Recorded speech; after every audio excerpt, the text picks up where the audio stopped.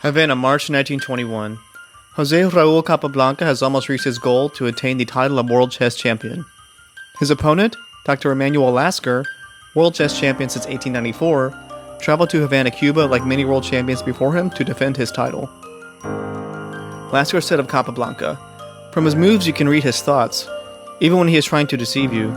Whether he is playing for a draw or as a win, or is afraid of losing, his moves proclaim aloud what he feels.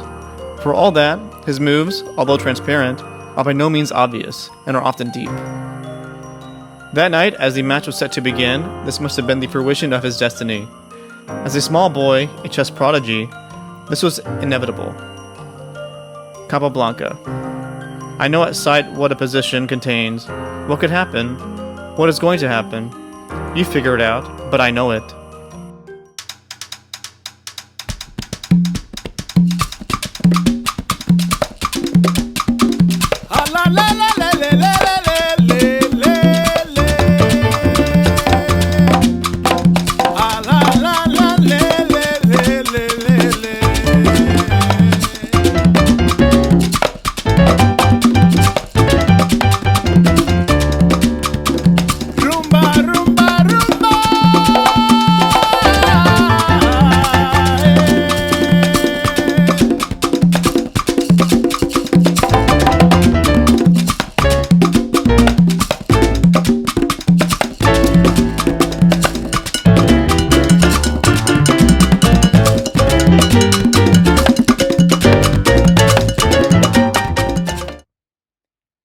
At the closing of the 19th century, Havana, Cuba, inheriting a culture of arts from Europe, becomes a chess center for the time.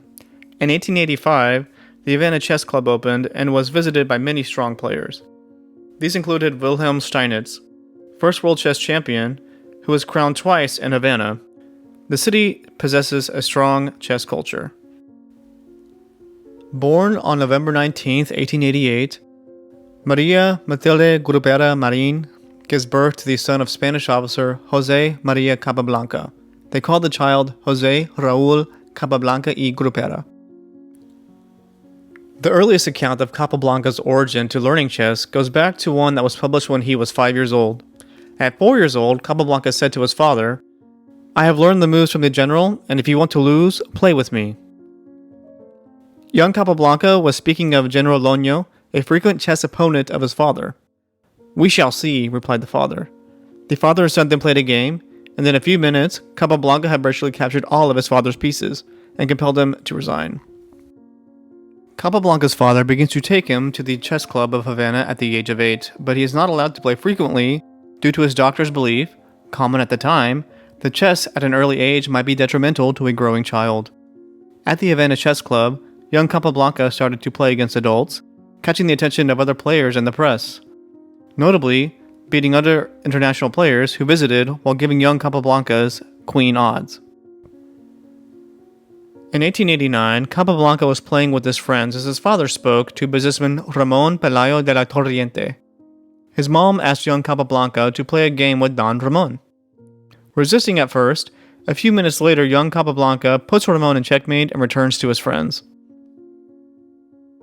On November 17, 1901, the Cuban National Chess Championship took place. Juan Corso versus the child prodigy Capablanca. Corso takes a fairly early lead and wins the first 2 matches. Capablanca lost the second match as he turned 13. It all seemed certain that Capablanca was going to lose, but match after match, young Capablanca improves. Capablanca, in his young age, managed to play an interesting match against the Cuban champion Juan Corso. In that match, one of the decisive games started with this opening. So Capablanca was playing with white pieces d4, and he selected for this game a very solid system that demonstrated the maturity of his games at that age. And the system is the call system. We are going to see the initial move. So d4, d5, knight f3, c5. In aggressive style, Corso challenged the center immediately, but Capablanca solidified the d4 square with this modest move that seems to be that block that square bishop, but he is going to look for the alternative way to develop the bishop, looking for the fianchetto on the queens. So knight c6, normal developed move, b3, e6, and bishop b2. This is the cold Zuckertur system. It's a very popular system actually, but this is probably one of the model games to learn how to play this opening. So knight f6, knight b2, and now c takes d4, e takes d4. With this trade-off of pawns, probably black is hoping to create some pressure through the c file because the pawn on c2 can be considered a backward pawn. Also, I have some chance to push to c4 and after the trades play with hanging pawns. But the position used to be very dynamic. Also, the backward pawn can be supported with the bishop, and we are going to see that in the game. So bishop d6, bishop d2. Here, the location of the bishop here prepares short castle. Also, we have to say that the bishop here can be chased by the knight, but probably the knight jump to b4 can be a bit premature. In any case, maybe a more safe way to continue probably can be with this move, covering the b4 square to continue with bishop d3 and short castle. Also, it's very important to notice that despite this bishop is being blocked by the central pawn, it's useful to create the outputs on e5, while the black light square bishop is very blocked. At the moment, the use of that pieces is not too clear yet. Okay, so well, bishop d3, short castle, and now knight h5. With this move, probably he is looking for, this square to try to put some pressure on the bishop in the same way how black could do that, jumping with the knight in the other flank. So black is ready to take the intersection point with the knight and cap up, push the pawn, covering the f4 square to prevent black's idea. So f5, this move suggests the creation of a strong outputs on e4, but Capablanca took the output sphere on e5. So when a minor piece, specifically the knight, takes the output, usually one of the best ways to react is just trading pieces of equal value. But in this specific case, the trade of the knights here can leave the knight in the edge of the board without the possibility to be regrouped. Okay, so for that reason, fears the Cuban champion Juan Corso decides to retreat the knight to avoid half the knight misplaced in the edge of the board and also that was under attack. And black is ready to take his own outputs on e4 as well. So here Kappa play f4, reinforcing the outputs on e5, but at the same time, this allows black block the file because in this position, there is some potential pressure on the backward pawn on e6, but as soon as this knight gets the e4 square, that pressure will not be effective anymore. For that reason, probably a more flexible continuation in like a3. This is a thematic move in the cool Zuckertur system, just to prevent knight b4. But okay, Capablanca was too young, okay, probably not the same experience, and he did the move to reinforce his own outputs as well. That is a very logical move. And right now, we are going to see one of the um, probably most important inaccuracies of the game, the capture of the bishop on e5 right now. This is for sure an unfavorable trade of pieces because as black pawn structure is on light square, the dark square bishop is very important. So pawn takes. Here the capture with the d pawn is also another possibility, but he was interested in open the file for the rook. So knight e4. This is another dubious move by black. Would be better just take the outputs. The pawns are there ready to reinforce the creation of the outputs on e4, but he went for the other square. Now queen e2, positional pattern, one square away in the diagonal of the knight used to be pretty safe, also connecting the rooks. So the move have a clear purpose. So now queen b6, putting pressure on d4. There is two attackers against only one defender. Knight f3, reinforcing bishop d7. Black managed to connect the rooks again. Also, we have to consider that knight b4 was a move available. This is also typical middle game plans, trying to eliminate the most important bishop for white. Okay, but bishop d7, finally, Capablanca have no time to play a3 and prevent the knight jump to b4, king to the corner, h3, knight a6, and now queen f2, reinforcing this concept is known as overprotection. Two attackers, three defenders, so more defenders than attackers. So we have a case of overprotection. The overprotection allows allows more flexibility for the pieces in general. So now knight f7, and here king g2. White is preparing a potential rook transfer to the h file. So g5, and now g4. Okay, stopping, fixing the flank. Also reaching a rupture point that having the bishop pair makes sense, right, to open the position. 97, black decides to kick the tension, avoiding the tray of the pawns at the moment, queen e3, putting more pressure on g5. Black decides to defend the pawn with rook g8, and now Capablanca dig a centralization of the rook. Knight g6, looking for the outputs on f4, and here Capablanca decides finally to capture on f5, thinking that, okay, there is some possibilities to push the pawn to e6 with f4. Actually, this move really, despite it's quite logical, is a bit premature because black is going to have some interesting counterplay through the e file that the Cuban champion Juan Corso didn't see during the game, but we are going to analyze the possibility. So here will be better for Kappa just kick the tension, playing a move like king to h1, moving the king away of a potential open file where the rook is aiming the king. So, well, he trade, and here Corso decides to take the outputs with check. When in a tempo, this is a quite logical move. The other alternative would have the capture of the pawn on f5, fork that looks very strong. Black have this intermediate move, winning a tempo, chasing the queen, and after the queen move, pinning the pawn with strong pressure on the pawn and potential counterplay because the queen is on the e file. So, but well, Corso did the check. So king to h2, one square away in the diagonal of the knight. And now black decides to play the knight for the bishop, a very logical move. And finally capturing on f5. But in this position, we have a material balance, okay, 6 pounds against 6 pounds, but white pawn structure is, a bit more solid, really, with the pass pawn on the e file that is being supported by a rook from behind. In this position, it's very important for white try to liberate the diagonal for the dark square bishop because at the moment it's being blocked by two central pawns. And to do that, Capablanca just start the mobilization of the majority in the center of the board, hoping for some trades to open the diagonal for the dark square bishop. So Corso tried to avoid the trade, playing queen e6, and this really was probably the decisive, a decisive mistake because after the trade of the pawn on d5, finally Capablanca managed to remove the blockers of the dark square bishop.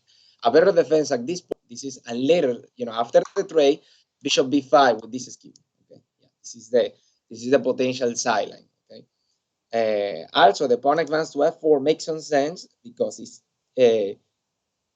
removing the blocker for the bishop and also keeping some central tension, trying to take advantage of this possible diagonal. But well, okay, he did queen e6, and after the capture, queen takes e6. This is probably the move that he missed. Seems to be that black is controlling that square, but in case of bishop takes, white can simply sack the rook, and after the capture, finally white managed to remove the blocker of the bishop in the long diagonal with a strong discovery attack, winning the queen. Okay, so after the blocking with the queen, okay, pawn takes, queen takes, e6, bishop b5, intermediate move. So here probably Corso was expecting a queen move, but Capablanca just trade the queen for two minor pieces. And the justification of this is that finally can open the diagonal with check. This rook is going to be pinned. And here after the capture, there is an output on the background for the rook and also a very strong pin in the diagonal. So for sure, white have an enormous compensation for the queen sacrifice, and the defense here is very difficult for black. Also, the knight is incoming here, capturing. The rook is getting the background, so for that reason, black cannot play a move like queen b3 to try to generate some kind of counterplay because the queen is vying to the defense of the background the rook is getting the intersection point being supported by the pawn and taking the outputs there. So, okay, he did a6 just to kick the background cover. And after knight d4, okay, he started the mobilization of the rest of the pieces, looking for increase the pressure on the pin in the long diagonal. So here, okay, now queen takes on f5 and on f1, just trying to reduce the pressure and be able to eliminate the pawn on f7. But here we have an endgame with two minor pieces for the rook. Also, is very popular that Capablanca was one of the best endgame players in the history. So rook takes, knight takes, check, winning a tempo. And now all is about use the pass pawn. So starting the technical phase of the game. Okay, king g2, very accurate, covering the invasion squares in the open file to prevent counterplay, and also preventing that black managed to place the rook behind the pass pawn to control the pawn. So h5, black is trying to mobilize his majority, but that really is very slow. And also in case of the creation of a pass pawn, the king is already here to catch the pawn. So d6, g4, takes, and now bishop d5, looking for advance the pawn. Probably not yet, but is the idea. Okay, d7, rook d8, and now here, okay, a fantastic move, knight g8 check. I suppose that the idea of the move is do this maneuver to support the pawn. Okay, the knight is hanging, black capture the knight, but after bishop f6, now the bishop support the promotion square. So really, with the knight g8 move, what white did is liberation of space to be able to enable this diagonal for the dark square vision and create intersection point in the promotion square. So this is a fantastic move that demonstrates the high level in the technical phase. Capablanca, only with 12 years old. So takes, bishop f6, king g6, and after the promotion of the pawn, really the rest is matter of technique. And this was one of the first important victories in Capablanca's career, only with 12 years old, defeating the Cuban champion at that moment. At the age of 13, Capablanca defeated Corzo to become the youngest Cuban national champion. In 1904, Capablanca graduated high school in philosophy. After graduating, Don Ramon Pelayo decides to finance Capablanca's higher education in the United States, with the possibility of Capablanca working for him afterwards.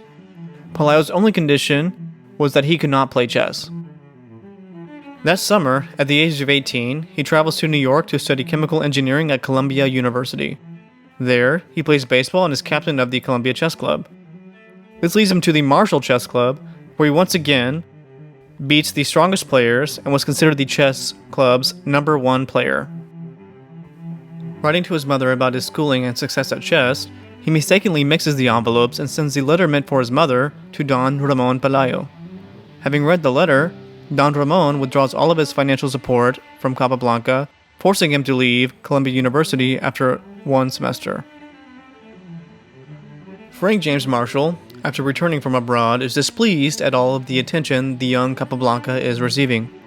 Marshall, being US champion and having played for the World Chess Championship before, finds Capablanca to be an upstart and challenges him to a match. The next game was the game that opened the doors to Capablanca to the international scenario. He played against the American champion Frank James Marshall, an interesting match.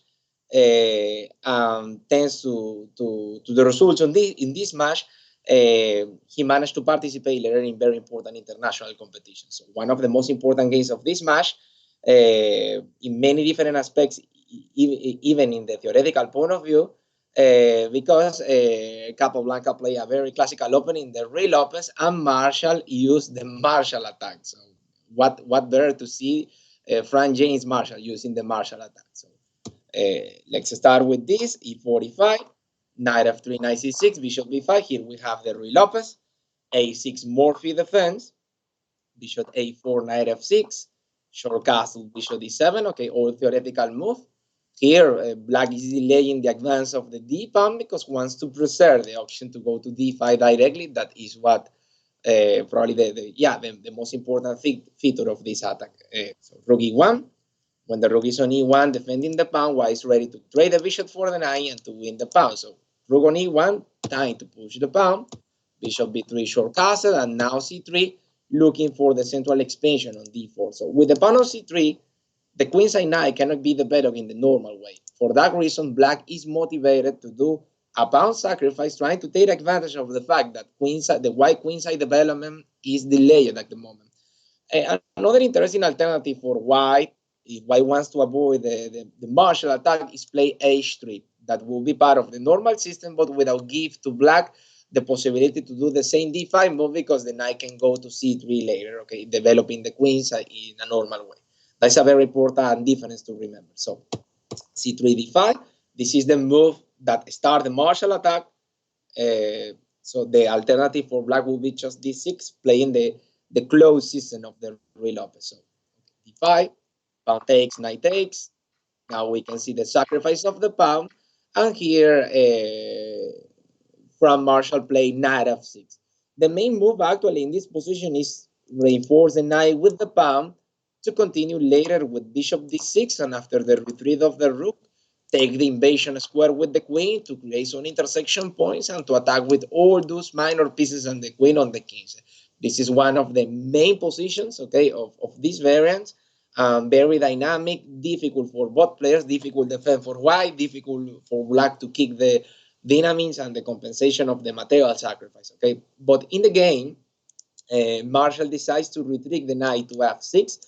What actually is a very curious move, but basically the idea of this is continue with the same, but with the knight here, there is some possibilities to create some grid gift patterns. That is basically the idea of the knight retreat.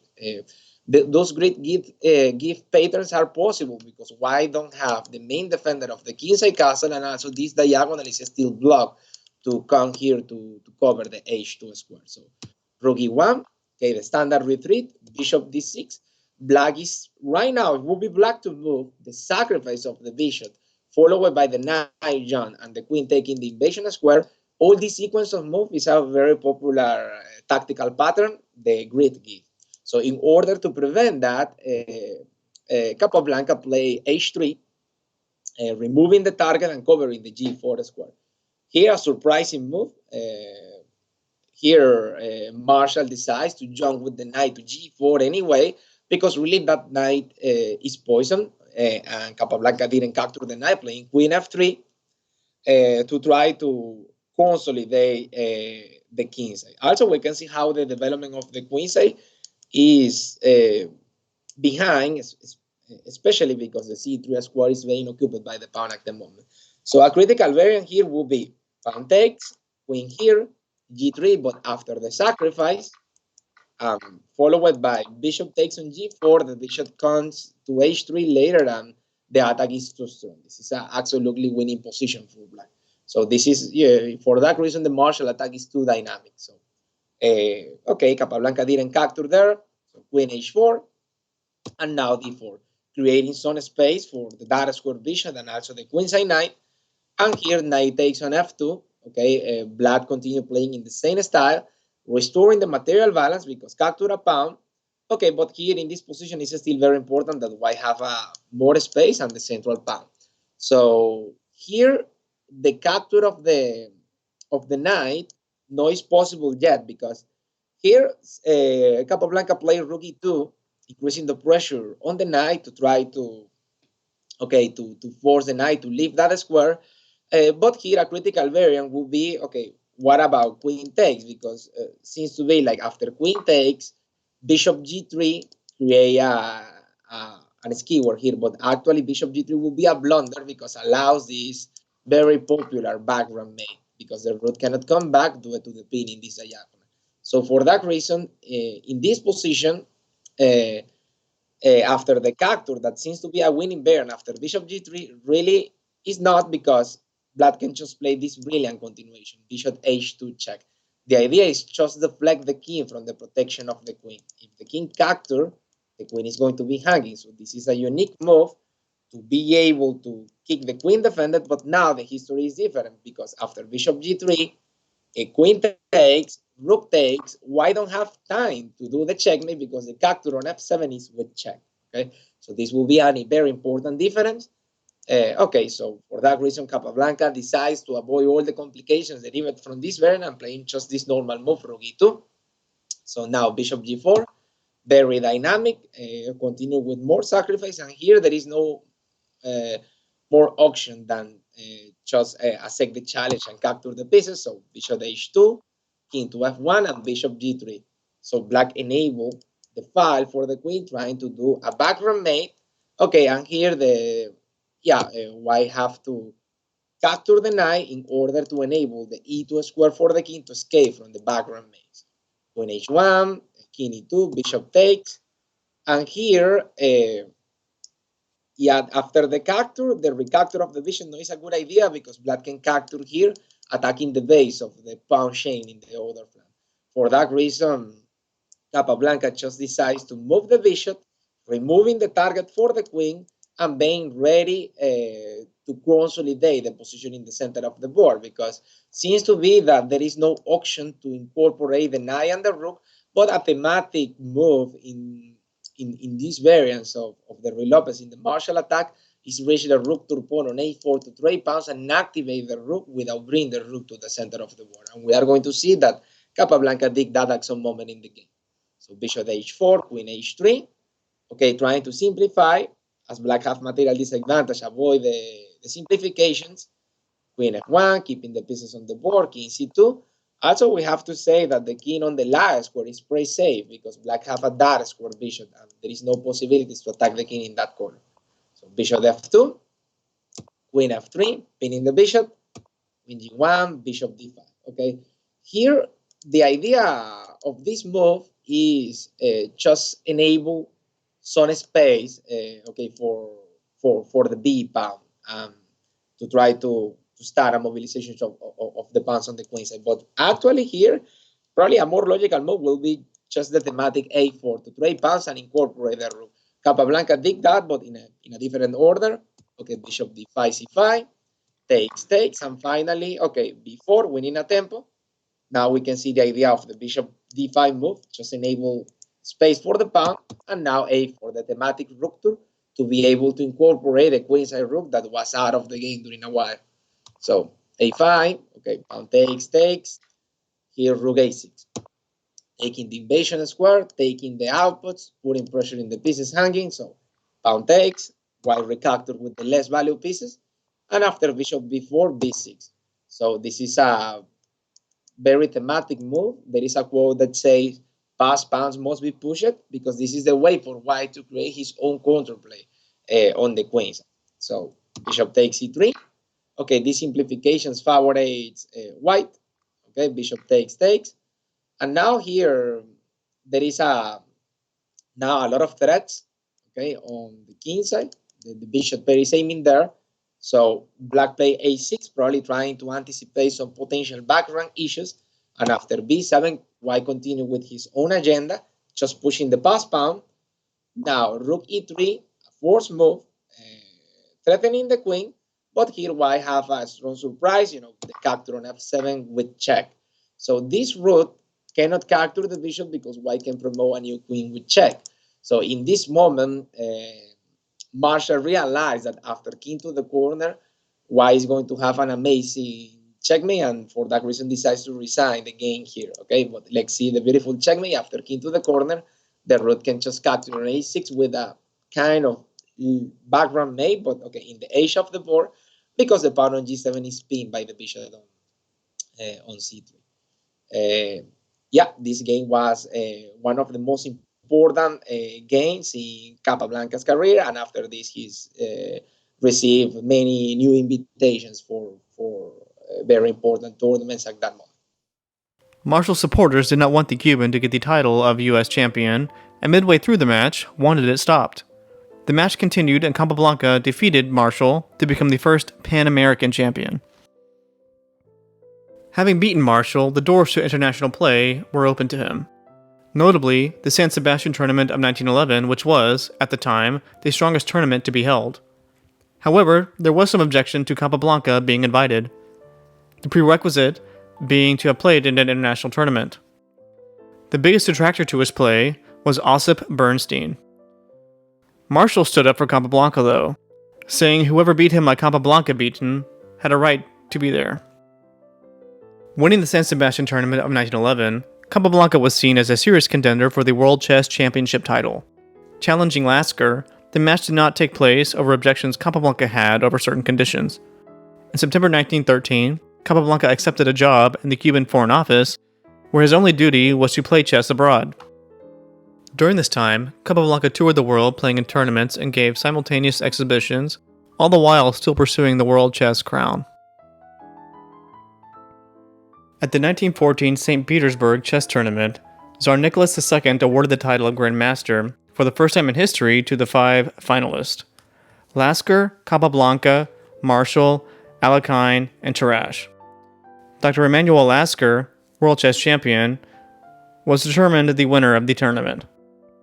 In January 1920, after World War I had ended, Dr. Lasker and Capablanca again began talks to decide who would be the world champion.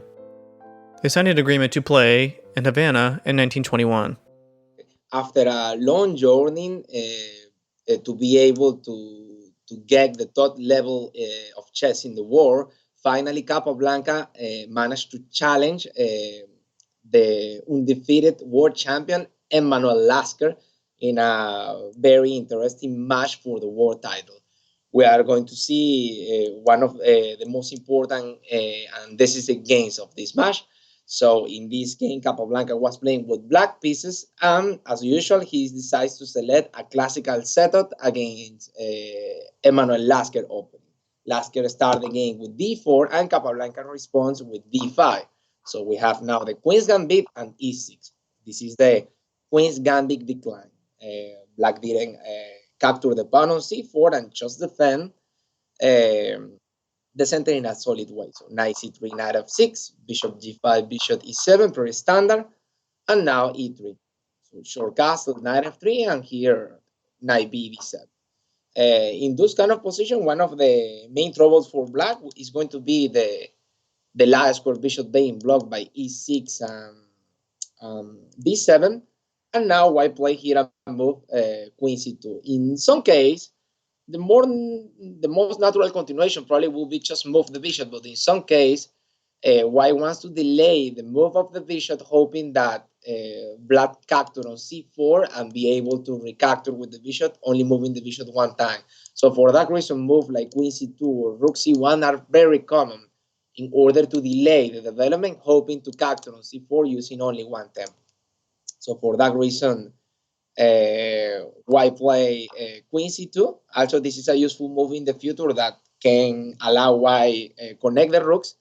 And now, after the queen c2 move, Capablanca decides to push the pawn to c5, trying to open the position, taking advantage of the fact that the white king is still in the middle of the board. Also, this move tried to liquidate the center, because before the central reaction, white have a slight advantage of space due to the more central pawns. Okay, these couple of pawns, d4, c4, and black have only one on d5. So after the c5 move, all the center of the board is ready to disappear after all those massive simplifications. So rook d1. Okay, here we have an x-ray. Okay, the rook is attacking the queen through all these pieces, and Capablanca just remove the queen from the x-ray, following the positional pattern, pinning the knight, and is still one square away of the knight. So bishop d3. Finally, white looks for complete development, and really this move allows black decide the structure of the center of the board. Instead of bishop d3, probably would be better for white the capture on d5, and after the recapture with the knight, trading the bishop that is in the same corner of the central pawn on e7 and playing this position with a better lie square bishop. The position is still more or less balanced, but white managed to keep a small edge in this case. So, well, he did bishop d3. Now, Capablanca incorporate this move that is very useful to remove the target and to enable a potential escaping square in the endgame, avoiding some background issues. So now, after bishop h4, black decides to liquidate the center, in a very specific way in order to create an IQP for black. So now, In this position, okay, this is a situation of an IQP that is giving to white more space. There is still a lot of minor pieces on the board, but black is ready to control the d5 square in a very good way, because also one of the plans of the pair that have the IQP is just push the pawn to get rid of the potential weakness on the endgame. But Capablanca dig knight b6, winning a tempo and also reinforcing the control in front of the IQP. So now bishop b3, bishop d7, completing the development of the last pieces. So those kind of advance are risky because the king is still in the middle of the board. So after short castle, rook ACA, pinning the knight, rooks belongs to open files and semi-open files, and now white took the outputs. Okay, Lasker took the outputs. This is a thematic idea in position with IQP because the IQP give more space, so also give to the player the possibility to create outputs. Okay. In other hand, D4 becomes even weaker than before because it's losing a defender for sure. At the moment, there is no pressure there, but it's something that have to be considered. And now Capablanca, in a very good style, play bishop b5. So what in the opening was a very bad bishop being blocked by the pawn structure, after the liquidation of the pawn in the center of the board, there is some new diagonals available. And now this bishop start to be pretty active. So rook f e1, knight b d5. Black is ready to start to simplify because the knight on c3 is pinned. He's very instructive the way how Capablanca played this game. So bishop takes, okay, and now two minor pieces disappear from the board. So with less pieces on the board, basically the attacking chance for white start to disappear, and the weakness of the IQP becomes more relevant. Queen b3, okay, black retreat the bishop, allowing this trade, but now recapturing with the pawn.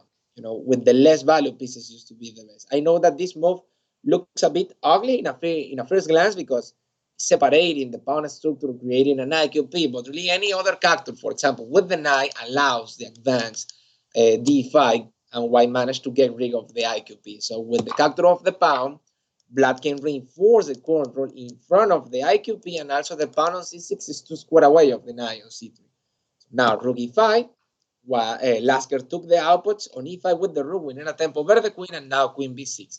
About this trade of queens, this allows black reorganize the structure. So Lasker prevent that, and here Capablanca developed the last minor pieces, rook to the open file, increasing the pressure on the IQP that is hanging at the moment. So now knight e2, protecting the pawn, and rook d5. Using, okay, this no is an output by concept because no is in enemy territory, but it's a strong location for the rook being supported by 2 pawns from behind. Okay. Now after the trade of rooks, he can just reorganize the pawn structure, and black have a favorable ending where black have only 2 island pawns against 3, and this will be a chronicle weakness that is going to be under pressure from now till the rest of the game. So queen d2, knight f5, increasing the pressure there. So b3, and now h5. Okay, this is a useful move to prevent some g4 move in the future, dislodging the knight from this location. And after h3, thematic reaction. Okay, this pawn fixed the flank.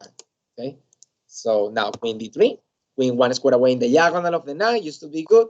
Rook c6, king f1.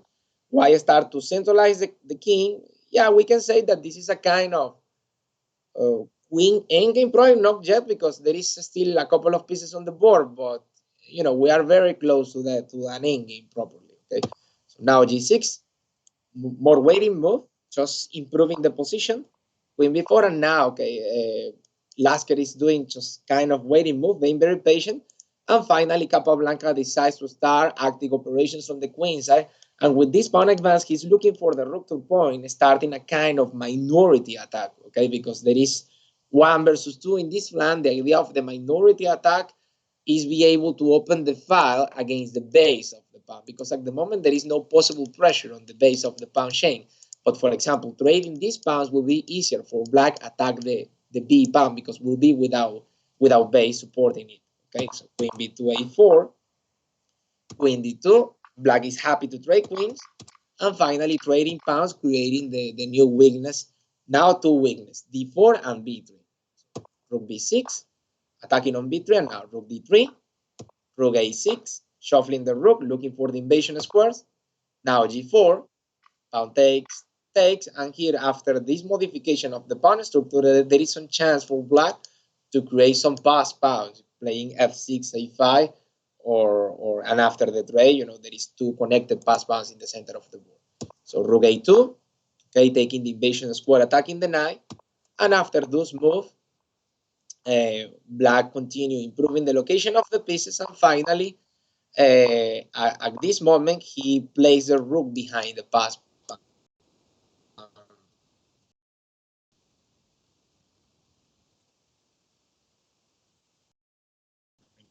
Remember? Okay, king e2. Now rook takes on b3, tactical trick. If white capture the rook, there is this fork, winning another pawn, so king e3. And now, okay, rook b4. In this position, the trade of the rooks is logical, okay, according to the principle, but at the same time, that is going to create a easier defense for white, especially considering that black rook at the moment is more active. Okay, so rook b4, keeping some pressure on the IQP, knight c3, knight e7, check, and now g5. Okay, now we are going to see how Capablanca started the mobilization of his own majority in the center of the board. Now he took the output. Okay, and after some checks, finally start the mobilization of the central pawns. First, improving the location of the king to the center of the board, endgame principle, and now, after some useful waiting move, he pushed the pawn. Okay, now using his central majority and trying to create a pass pawn that will be the decisive factor in the game to put the final pressure. So, rook d3, okay, pawn takes, and now the king attacked the rook. Black is ready to start to push the pawn. d4, placed pawn must be advanced. Rook c1 check, king d5, and after this, d3, d2 is incoming. That is just imminent. Here, for example, knight f3, face this check within material. At the same time, move like knight e2, probably is possible for black just push the pawn. Okay, so nothing to do at this moment. Emmanuel Lasker decides to resign the game, and with those results, Capablanca managed to become in the new world champion, finishing with a reigning of Lasker during 27 years old. That was a record in the chess history. For sure, this was a very important moment for all the chess community at that age, and for us, in the historical point of view.